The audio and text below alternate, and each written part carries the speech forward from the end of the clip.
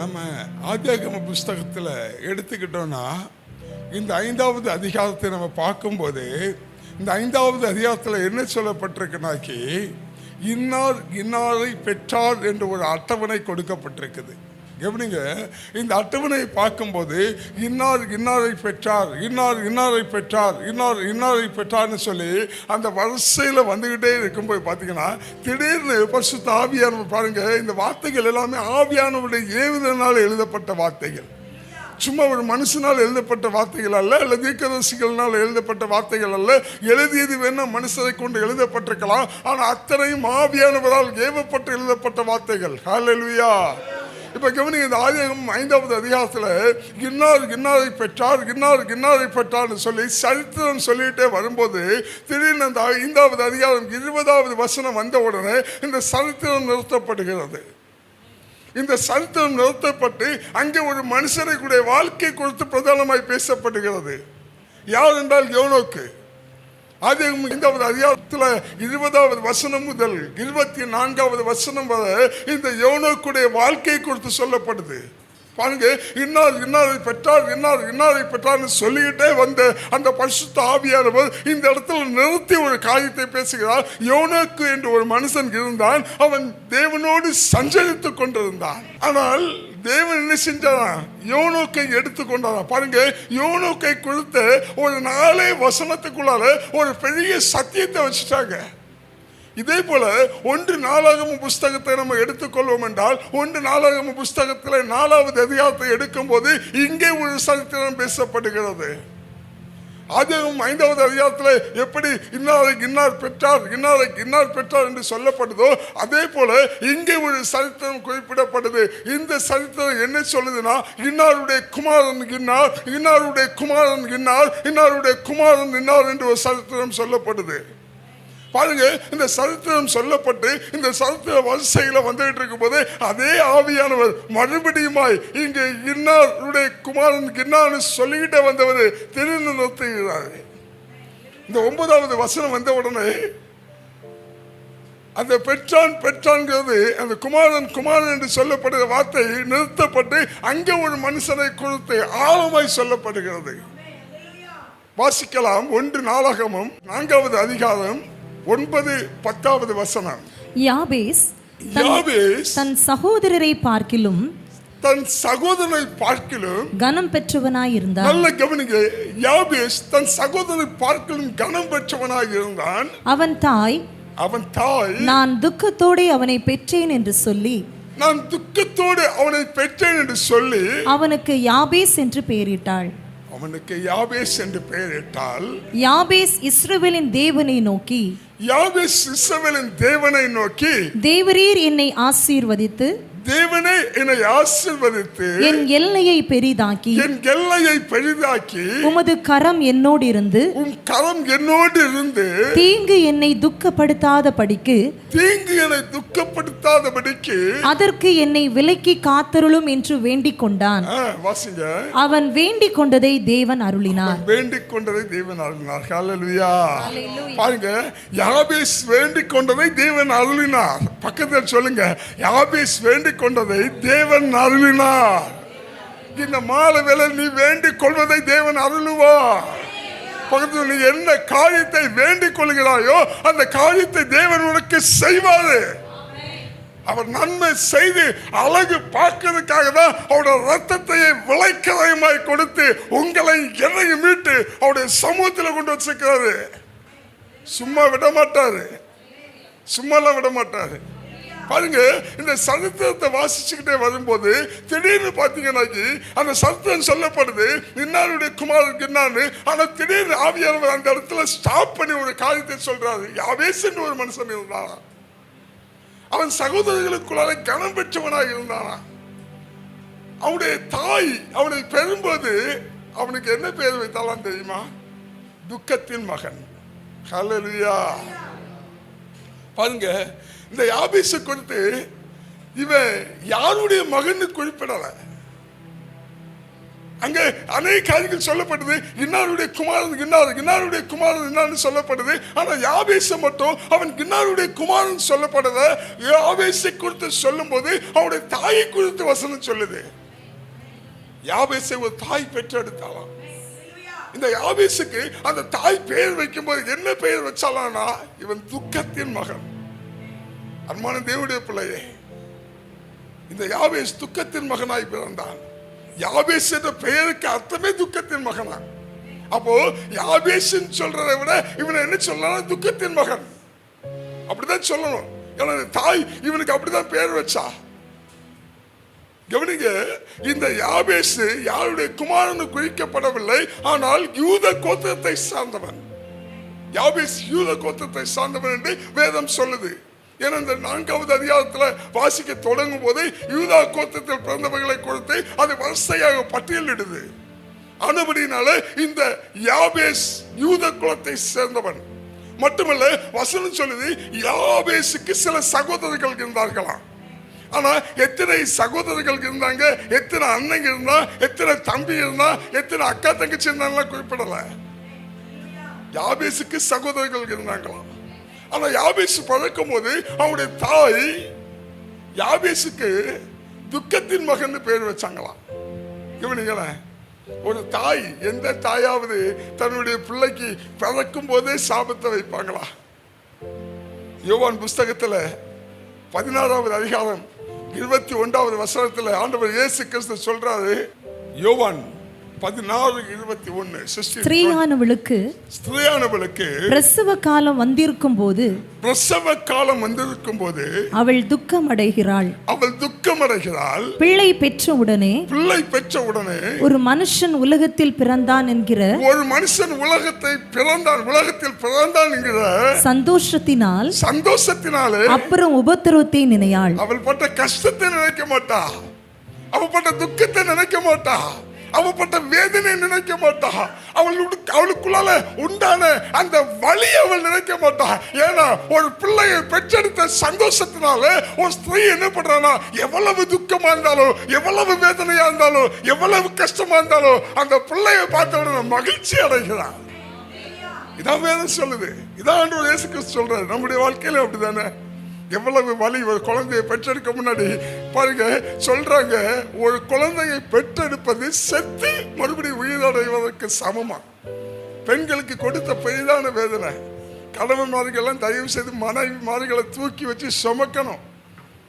அவ்வளவு கஷ்டத்தின் மத்தியில் உங்களுக்கு பிள்ளைகளை பெற்றெடுத்து கொடுக்கிறாங்க.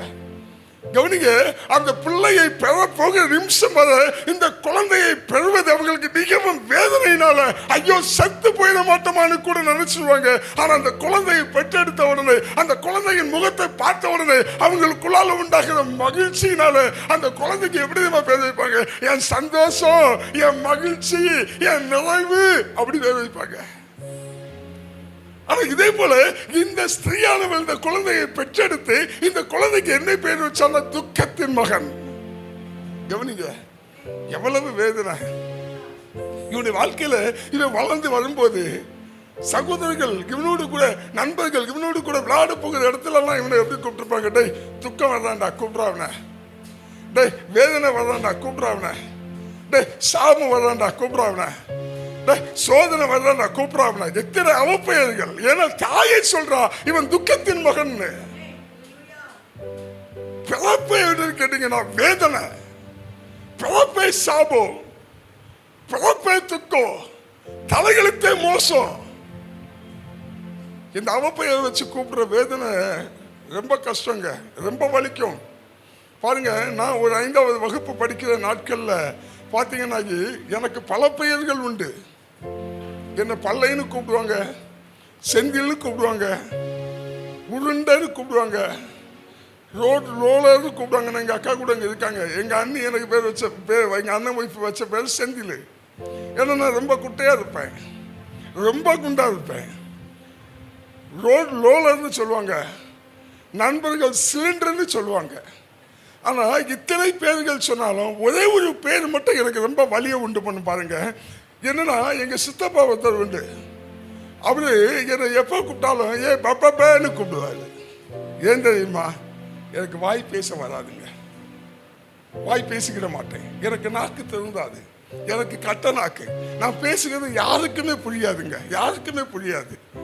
நான் என்ன பேசினாலும் யாருக்கு புரியாது. அதனால என்னை கூப்பிடுறது பப்பப்பேன்னு கூப்பிடுவாங்க. சில நேரத்துல எங்க அம்மா கூட நான் பேசுறது யாருக்காவது புரியலன்னா எங்க அம்மா என் முன்னாடி சொல்லுவாங்க, அவனுக்கு கட்ட நாக்கு, அவனுக்கு மந்த நாக்கு அப்படி சொல்லுவாங்க. பேச தெரியாது. அது மட்டுமல்ல, சில வேளையில நான் ஏதாவது சரளமா பேச முயற்சி பண்ணா கூட என்னுடைய நாக்கு இந்த பல்லுகளுக்கு இடையில போய் கடிச்சு ரத்தம் வந்துடும். பேசவே வராது, பேசிக்கிடவே மாட்டேன். பாருங்க, இந்த ஒரு பலகீனம் எனக்குள்ள இருந்ததுனால, எனக்கு நாக்கு கட்ட நாக்கா இருந்ததுனால, எனக்கு நாக்கு மந்த நாக்கா இருந்ததுனால, நான் ஒரு பப்பப்பையா இருந்ததுனால, என்னை பார்த்து சிலர் என் நாக்கை வக்கனம் அடித்து என்னை பார்த்து பப்பப்பேன்னு சொல்லி கூப்பிடும் போது எனக்கு உண்டான வலி கொஞ்சம் இல்லை, ரொம்ப வேதனைப்பட்டிருக்கேன். நான் முதல் என் வாழ்க்கையில நான் ஒரு ஆயுதம் எடுத்தேன்னா எங்க சித்தப்பாக்கு மண்டையை உடைக்கிறதுக்கு கல் எடுத்தேன். அதான் வாழ்க்கையில முதல் எடுத்த ஆயுதம். கவனிங்க, வேதனை. எனக்கு என்ன சொன்னாலும் என்னால பொறுக்க முடியும், என்ன இந்த பப்பப்பேன்னு சொல்றாங்கன்னா பொறுக்க முடியாது. ஏன்னா எனக்கு நாக்கு சுத்தமா வராது, பேசவே தெரியாது, பேசிக்கிடவே மாட்டேன். கவனிங்க, அதனால ரொம்ப வேதனைப்பட்டேன். ஆனா பாருங்க, கர்ப்பத்தின் கனியில் உருவாகும் முன்னே நம்மளை முன்குறித்த தேவன், நான் எதை குறித்து அன்னைக்கு வேதனை பட்டேனோ அதை பார்த்தபடினாலதான் இன்னைக்கு அவருடைய நாமத்தை வல்ல வாயால பேசத்தக்கதாய் என் நாவை சரி பண்ணார். ஹல்லேலூயா. கடந்த 2 நாட்களா பாருங்க, வெள்ளிக்கிழமை நைட்ல இருந்து இந்த மெசேஜ் நான் தியானிக்க ஆரம்பிச்சதுல ரொம்ப ரொம்ப யோசிக்கிறேன். தேவனை குறித்து பேசுவதற்கு நான் தகுதியான எவ்வளவேனும் தகுதி இல்லாதவனா, பேச தெரியாதவனா, பேச வராதவனா, பேச்சுக்கு எனக்கு சம்மதமே இல்லாதவனா, அப்படிப்பட்டவன் கையில இப்படி ஒரு வேதத்தை கொடுத்து என்னுடைய மகத்துவத்தை குறித்து நீ பேசத்தக்கதாய் உன் நாமனை தொற்றிருக்கேன்னு சொல்லி என்னை பேச வச்சிருக்கா. இப்படி ஒரு தேவனை ஆராதிப்பதை தவிர வேற எதை ஆராதிக்க போகிறோம்? வாழ்க்கை ஃபுல்லா நன்றி சொன்னாலும் போதாது. பாருங்க, இந்த யாபேசுடைய வாழ்க்கையில தாய் சொல்லுகிறான், துக்கத்தின் மகன். யாபேசுடைய வாழ்க்கை ஃபுல்லா கூப்பிடுகிற நண்பர்களா எப்படி கூப்பிடுறாங்கன்னா, துக்கத்தின் மகனை என்கிறான், வேதனையின் மகனை என்கிறான், சஞ்சலத்தின் மகனை என்கிறான், கர்மமே என்கிறான், சாபமே என்கிறான், பாவமே என்கிறான். ரொம்ப உடைஞ்சு போன யாபேஸ், ரொம்ப உடைந்து போன வாழ்க்கை. அருமையான தேவனுடைய பிள்ளை, யாபேசுடைய வாழ்க்கை உடைந்து போன வாழ்க்கை. ஆனா யாபேஸ் என்ன செய்தானா? இஸ்ரவேலின் தேவனை நோக்கி ஜெபிக்க ஆரம்பிச்சானா. வசனம் சொல்லுது பாருங்க, இந்த 10வது வசனம். அவனுக்கு இஸ்ரவேலின் தேவனை நோக்கி. அருமையான தேவனுடைய பிள்ளையை, எல்லாராலும் பரியாசம் பண்ணப்படுகிற ஒரு பரியாச பொருளாய் நீ இருப்பாயானால், உன் பிறப்பின் சாபம் உன்னை தொடர்ந்து வருமானால், இந்த சாபத்திலிருந்து தப்புவிக்க என் தேவன் இயேசு கிறிஸ்து வல்லமை உள்ள தேவனாய் இருக்கிறாரு. நீ ஒண்ணு செய், என் இஸ்ரவேலின் தேவனாகிய கர்த்தரை நோக்கி முறையிடு, என் தேவனை நோக்கி பாரு. நீ எந்த சாபத்தில் இருந்தாலும் சரி, நீ எந்த பாவத்தில் இருந்தாலும் சரி, நீ எதிர முடியாதவன்னு சொல்லி இந்த ஊர் உன்னை ஒதுக்கி வச்சாலும் சரி, அந்த காரியத்தில் கர்த்தர் உன்னை உயர்த்தி வைத்து அழகு பார்க்க அவர் வல்லமை உள்ள தேவனாய் இருக்கிறார். நன்றி மறக்காத, ஒருபோதும் நன்றி மறக்காதீங்க. எல்லா சூழ்நிலையிலையும் என்னை தப்பி வைக்க ஒருவர் உண்டு. எல்லா நெருக்கத்திலும், எல்லா துன்பத்திலையும், எல்லா வேதனையிலையும், எல்லா கண்ணீரிலும் என்னை தப்புவிக்க ஒருவர் உண்டு. இந்த யாபேஸ் நன்றாக அறிந்து கொண்டான். ஐயா, என்னுடைய பிறப்பை சாபம், என் தாய் என்னை சாபத்தின் மகனாய் பெற்றெடுத்து விட்டாள், என்னை துக்கத்தின் மகனாய் பெற்றெடுத்து விட்டாள். அதனால இந்த துக்கத்தோடு நான் வாழ மாட்டேன், இந்த சாபத்தோடு நான் வாழ மாட்டேன், இந்த வேதனையோடு நான் வாழ மாட்டேன், இந்த பாவத்தோடு நான் வாழ மாட்டேன், எனக்கு மேல வச்ச இந்த தலையெழுத்தோடு நான் வாழ மாட்டேன். எனக்காக ஜீவனை கொடுத்த ஒருவர் இருக்கிறார் அல்லவா, என் வாழ்க்கையில நான் அவரை நோக்கி பார்க்க போறேன். அன்பான தேவ பிள்ளையே, இந்த வார்த்தையை கேட்டுக்கொண்டிருக்கிற தேவ பிள்ளையே, உன் வாழ்க்கையை கர்த்தருக்கு நேராக வைத்து நீ எந்த இக்கட்டில் இருந்தாலும் சரி, நீ எந்த தரித்திரத்தில் இருந்தாலும் சரி, நீ எந்த அவப்பெயருக்குள்ள இருந்தாலும் சரி, நீ எந்த பழி சொல்லுக்குள்ள இருந்தாலும் சரி, உன் தேவனாகி கர்த்தரை நோக்கி முறையிடு. வேதம் சொல்லுது, யாபேசுடைய ஜெபத்துக்கு, யாபேசுடைய வேண்டுதலுக்கு தேவன் பதில் கொடுத்தாரா? தேவன் பதில் கொடுத்தாரு நம்ம வாசிக்கலாம். யாபேஸ் வேண்டிக் கொண்டான், தேவன் அவனுக்கு பலனை அருளினார். கவனிக்க, இந்த மாலை வேலையில நம்ம ஜெபிக்கிறவர்களா இருக்கணும்.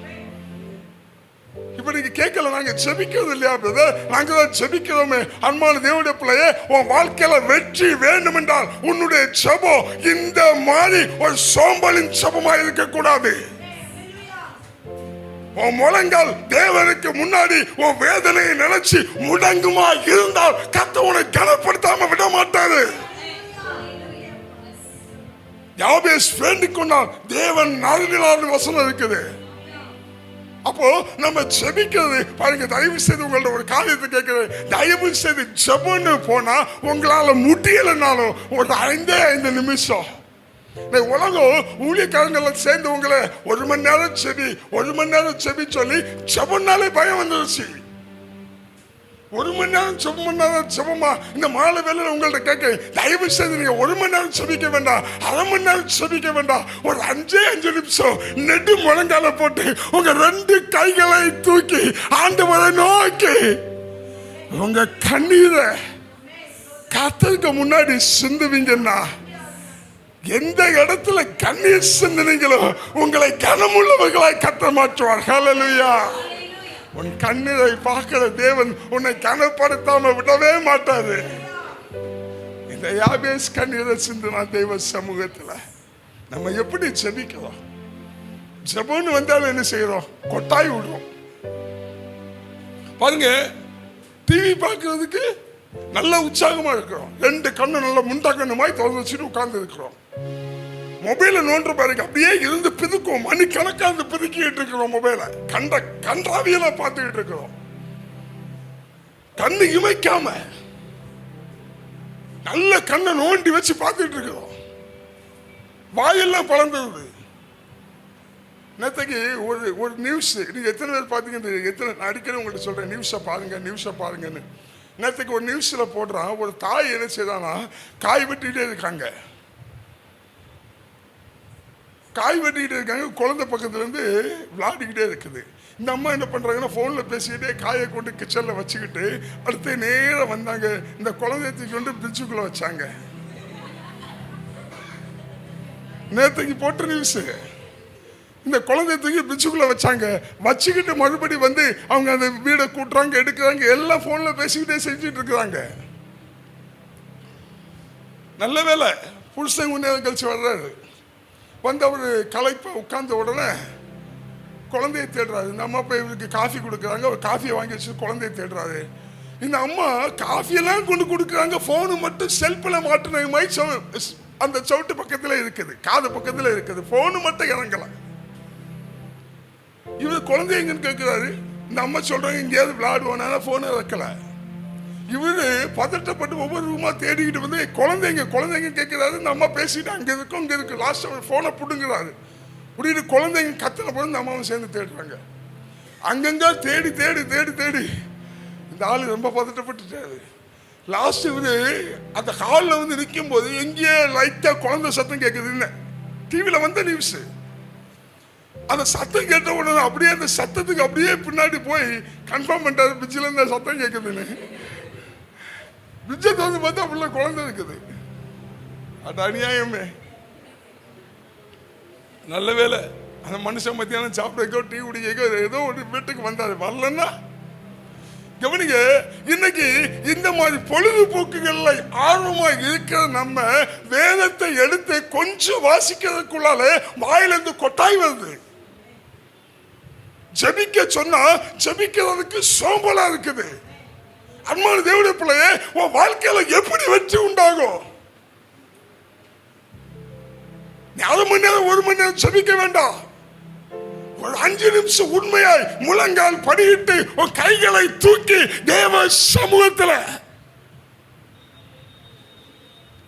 உம்மை அல்லாமல் எனக்கு யாருண்டு, உம்மை அல்லாமல் எனக்கு யாருண்டு, உம்மை அல்லாமல் எனக்கு யாருண்டு, உம்மை அல்லாமல் எனக்கு யாருண்டு,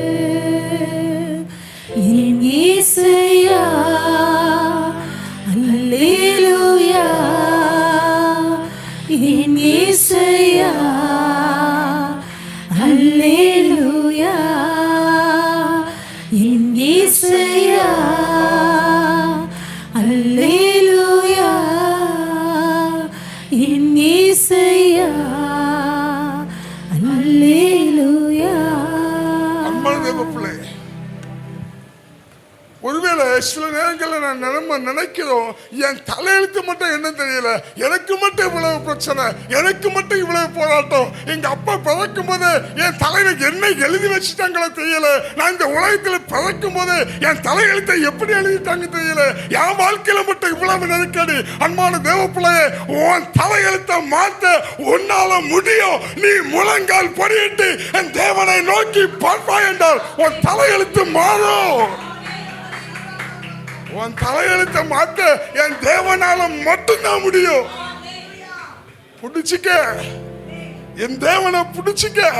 எந்த இடத்துல நீ கனவின பட்டாயோ அந்த இடத்துல உன்னை கனப்படுத்த என் தேவன் வல்லமை உள்ளவராக இருக்கிறார். பாருங்க, பெற்ற தாய் இந்த யாபேசுக்கு துக்கத்தின் மகன் பேர் வச்சா. ஆனா வசனம் சொல்லுது, சகோதரர்கள் மத்தியிலே அவன் கனம் பெற்றவனாக இருந்தான். எந்த இடத்துல கனவீனமாய் இவனுக்கு பெயர் சூட்டப்பட்டதோ அந்த இடத்துல கர்த்தரை கனத்துக்குரியவனாய் தூக்கி மாற்றினார். ஹல்லேலூயா. அதாங்க நம்ம கும்பிடுற தெய்வம். தயவு செய்து ஏனோ தானு வாழ்ந்து விடாதீங்க, ஏனோ தானு வாழ்ந்து விடாதீங்க. உங்க வாழ்க்கையில உண்மையான வேத வாசிப்பு, உண்மையான ஜெபம், உண்மையான ஆராதனை இருக்குமா இருந்தால் உன் வாழ்க்கை நாளைக்கு நாள் மெருகூட்டப்பட்டு கொண்டே இருக்கும். உன் வாழ்க்கை நாளைக்கு நாள் நன்மையாய் மாறிக்கொண்டிருக்கும். உன் வாழ்க்கை நாளைக்கு நாள் செழிப்பாய் மாறிக்கொண்டிருக்கும். ஆனால் நீ உண்மையும் புத்தவுமாய் தேவ சமூகத்தில் தேவனை நோக்கி பார்ப்பாய் என்றார்.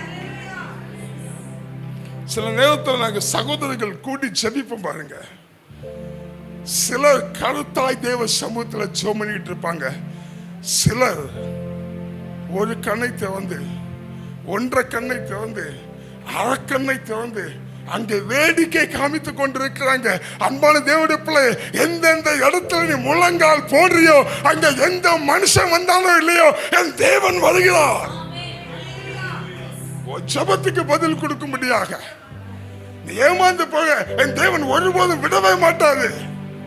உன் ஜெபம் உண்மையா இருந்தா, உன் ஜெபம் வாஞ்சை உள்ளதாக இருந்தா, உன் ஜெபம் ஏக்கம் உள்ளதாக இருந்தா, உன் ஜெபத்துல என் தேவன் செய்வாருங்கிற விசுவாசம் இருந்தா, இந்த யாபேசுக்குள்ள அந்த விசுவாசம் இருந்ததுனால அவன் எந்த ஊழியக்காரருக்கும் லெட்டர் எழுதல, எந்த ஊழியக்காரர்களுக்கும் போன் பண்ணல. நம்ம என்ன நினைச்சிட்டு இருக்கிறோம்னா, யாரோ ஒருத்தர்கிட்ட போன் பண்ணி வெதர் எனக்கு இப்படி இப்படி பிரச்சனை அப்படி சொல்லிட்டு நம்ம சோக்கா தூங்குவோம். அவன் ஜெபம் பண்ணுவாரு. சிலருக்கு லெட்டர் எழுதுவோம், எனக்கு இவ்வளவு கஷ்டம், இவ்வளவு நெருக்கடி, எனக்காக ஜெபித்துக் கொள்ளுங்கள் சொல்லி லெட்டரை போட்டுட்டு சோக்கா தூங்கிட்டு இருக்கிறோம். ஏன்னா எனக்காக அவன் ஜெபம் பண்ணுவான். அன்பான தேவ பிள்ளை, இந்த உலகத்துல நீ ஏமாற்றப்பட்டு விடுவாய். நீ ஜெபம் பண்ணு, ஜெபம் பண்ணு. ஏனோ தான் ஒன்று கடமைக்காக அல்ல. யாபேஸ் வேண்டிக் கொண்டால் தேவன் அருளால் வாசிக்கிறோம் இல்ல, அப்படி ஒரு விசுவாசம். நான் தேவ சமூகத்தில் தேவனை நோக்கி பார்க்கும் போது என் காரியங்கள் கைகூடி வரும். அந்த ஒரு விசுவாசம், அந்த ஒரு நம்பிக்கை, அந்த ஒரு ஊக்கம் ஒரு தேவ பிள்ளைக்குள்ளால எப்பவும் இருக்கணும். பாருங்க, பைபிள் படிக்கும் போது கொட்டாய் வந்தனாலே பிசாசு உங்ககிட்ட தான் இருக்கு. நம்ம சொல்றோம், அவனுக்கு பிசாசு பிடிச்சிருக்கு, இவனுக்கு பிசாசு பிடிச்சிருக்கு. தெளிவா சொல்றேன். பைபிள் படிக்கும் போது ஜெபம் பண்ணும் போது உனக்கு ஜெபம்னா சோம்பல் வருது. பைபிள் படிக்கும் போது கொட்டாய் வருது. வாய் பழக்குதுனால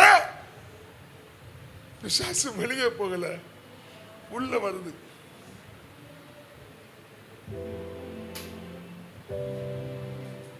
கவனிங்க, பைபிள் படிக்கும் போது கொட்டாய் வருதுன்னா நல்ல சுடு தண்ணியை கொதிக்க கொதிக்க கொதிக்க கொதிக்க கொதிக்க வச்சு ஒரு தலை மேல ஊத்திக்க. எப்படி வருதுன்னு பார்த்துருவோம்.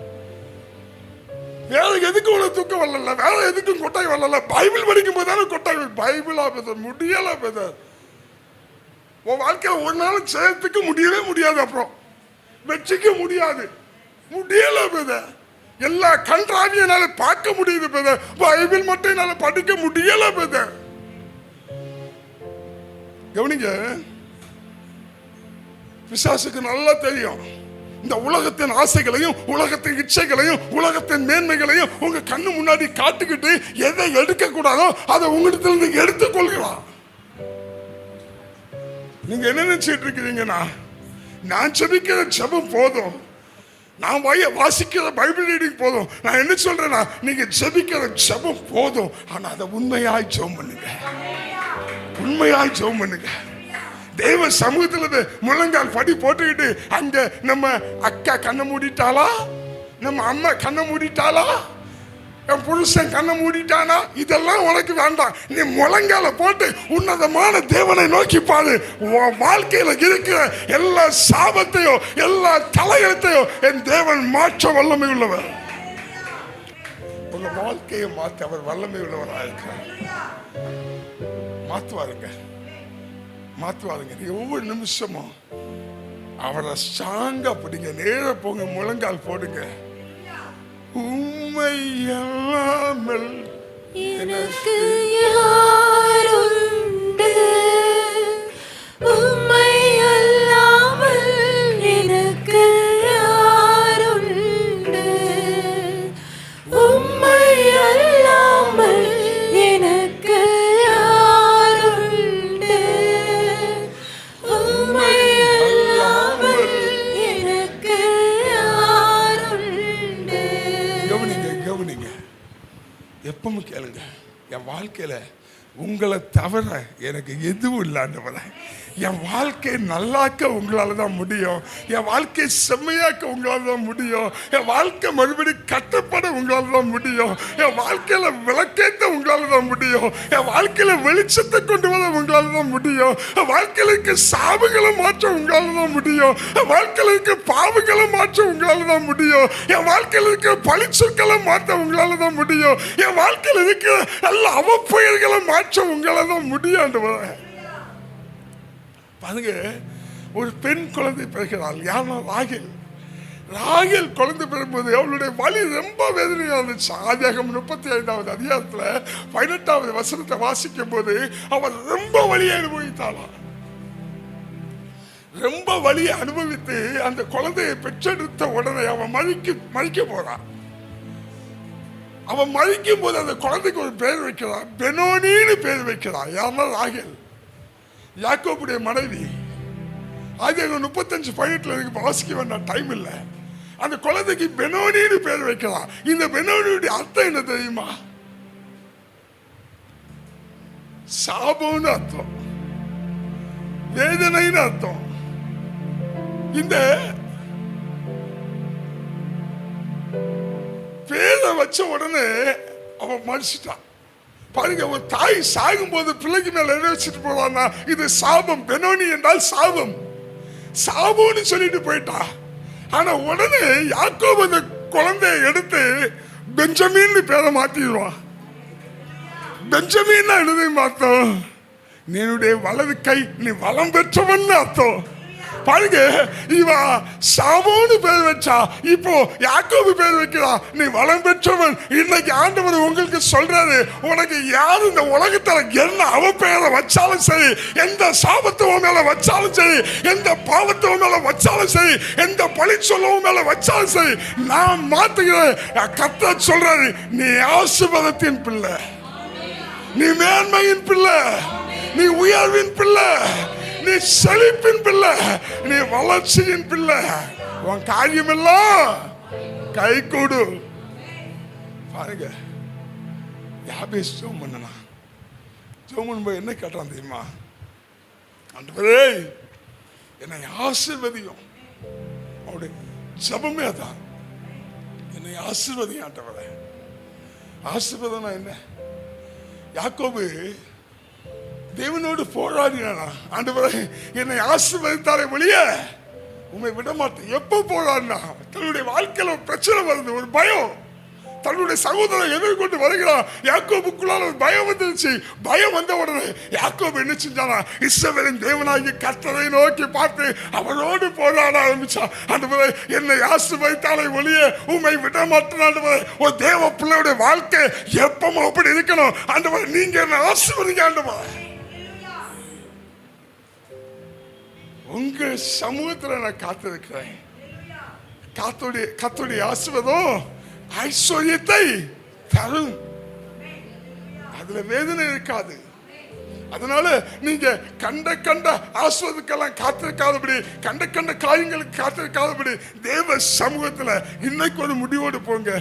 யாபேஸ் வேண்டிக் கொண்டதை போல நான் எல்லா சூழ்நிலைக்கும் உங்க சமூகத்தை நான் நோக்கி பார்க்க ஆண்டவரே. மனுஷன் சொல்லுது ரெண்டாவது, மனுஷன் ரெண்டாவது பக்கத்தில் சொல்லுங்க, மனுஷன் சொல்லாத, மனுஷன் ஆறுதலை தேடாத, மனுஷன் உனக்கு ஏதாவது நல்லதை செய்வான்னு எதிர்பார்க்காத. நீ கர்த்தரோடு பேசு, நீ கர்த்தருடைய சமூகத்தில் சொல்லுங்க. எந்த பிரச்சனையும் சரிங்க, எந்த சூழ்நிலையும் சரி, தயவு செய்து தெய்வ சமூகத்தில் அதுக்கு விடுதலை உண்டு. நிச்சயமா அந்த காரியத்துக்கு விடுதலை உண்டு. அந்த நம்பிக்கை, அந்த ஃபெய்த்தோட தேவ சமூகத்துல போய் ஆண்டவரை நோக்கி பார்த்து, ஆண்டவரே நான் இப்படி ஒரு பிரச்சனைக்குள்ள இருக்கிறேன், இந்த பிரச்சனை விடுவிக்க உங்களால தான் முடியும் ஆண்டவரை சொல்லி அவர் பதில் கொடுக்கிறதுக்காக நீங்க என்ன செய்யணும்? செவியை சாய்க்கணும். அவர் எப்படியாவது பேசுவாரு. உன் கையை தூக்கி ஆண்டவரை பார்த்தனா உன் மேல கர்த்தருடைய பிரசன்னம், அவருடைய ஆசீர்வாதம் இறங்கி வரும். அது ஒருவனாலையும் மாற்ற முடியாது. காலு விலங்கல, முட்டு விலங்கல, கை விலங்கல, விளங்காமலே போயிடும். சும்மா கொஞ்சம் பலன் இருந்தாலும் என்ன செய்யணும்? முழங்கால நிக்கணும். முடிவோட போங்க. கர்த்தர் உங்களை கொண்டு செய்ய வேண்டிய காரியங்களை செய்யாம விடவே மாட்டாங்க. பாருங்க, இன்னைக்கு பிசாசு என்ன பண்றானா, இந்த உலகத்தின் உச்சிதங்கள்லாம் உங்க கண்ணு முன்னாடி காட்டுக்கிட்டு உங்ககிட்ட இருந்து எதை புடுங்கிட்டானா? ஜபத்தையும் வேத வாசிப்பையும் புடுங்கிட்டான். 1 சாமுவேல் 13வது அதிகாரத்தில் எடுத்து வாசிக்க வேண்டாம். அங்க ஒரு சூழ்நிலை, நான் இதை சொல்லி முடிச்சேன், டைம் ஆயிடுச்சு. அங்க ஒரு சூழ்நிலை என்னன்னா, இஸ்ரவேலை ஆளுகிறது சவுல்.